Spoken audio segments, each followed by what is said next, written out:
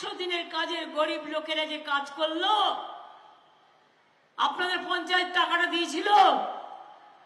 100 দিনের কাজ যারা জব কার্ড হোল্ডার আছেন, আপনারা যে কাজটা করেছিলেন 3 বছর টাকা দেওয়া হয়নি। এখানকার পঞ্চায়েত টাকাটা দিয়েছিল? সত্যি কথা বলুন আমায়, দিয়েছিল? টাকাটা তো আমরা দিয়েছি। দিল্লিতে তো আন্দোলন আমরা করেছি, প্রধানমন্ত্রীও টাকা দেয়নি, তার চোরেরাও টাকা দেয়নি, তার পঞ্চায়েতও দেয়নি, তার পঞ্চায়েত সমিতিও দেয়নি, তার এমএলএও দেয়নি। টাকাটা দিয়েছি আমরা, মনে রাখবেন। আর আগামী দিন থেকে 50 দিনের জন্য জব কার্ড হোল্ডারদের জন্য কর্মশ্রী প্রকল্প আমরাই করব, কিন্তু এই সব লোকেদের দিয়ে করব না, আমরা ডাইরেক্ট করব। গভর্নমেন্ট ডাইরেক্ট করবে। 50 দিন তো পাবেনই গ্যারেন্টি। 50 দিনের জায়গায় কেউ করতে চাইলে 60 দিনও পেতে পারে। এই প্রকল্পটার নাম কর্মশ্রী। নাম লেখাবেন, ইলেকশন হয়ে গেলে এখনো নাম লেখাতে পারেন, এটা কন্টিনিউয়াস প্রসেস। গ্রামীণ রাস্তাঘাটের টাকা সব বন্ধ।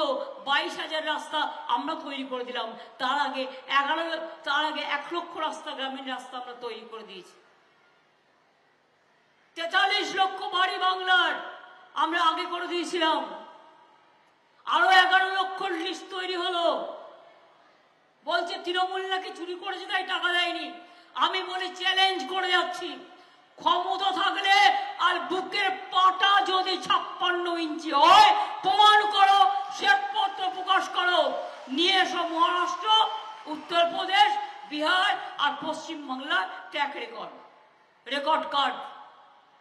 350টা কমিটি তোমরা পাঠিয়েছো, যা রিপোর্ট চেয়েছো সব দেওয়া হয়েছে, সব ক্লিয়ার করে দেওয়া হয়েছে।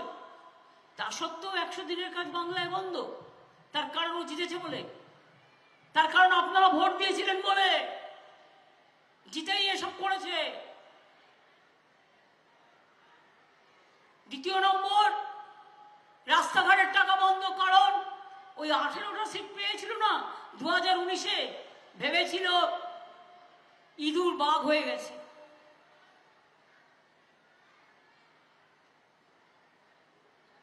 বাংলার বাড়ি দেয়নি, কিন্তু আপনাদের আমি কথা দিচ্ছি, এটা ওই বিজেপির পঞ্চায়েতের থ্রু দিয়ে করবো না, ডাইরেক্ট করব।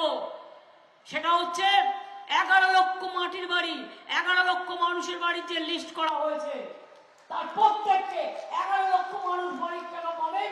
ডিসেম্বরে একটা কিস্তি পাবেন, আর জানুয়ারি বাদ বাকিটা আবার যে 60,000 খরচ হয়ে যাবে, আবার 60,000 দিয়ে দেবে। 1,20,000 টাকা দেবে বাড়ি তৈরি করার জন্য।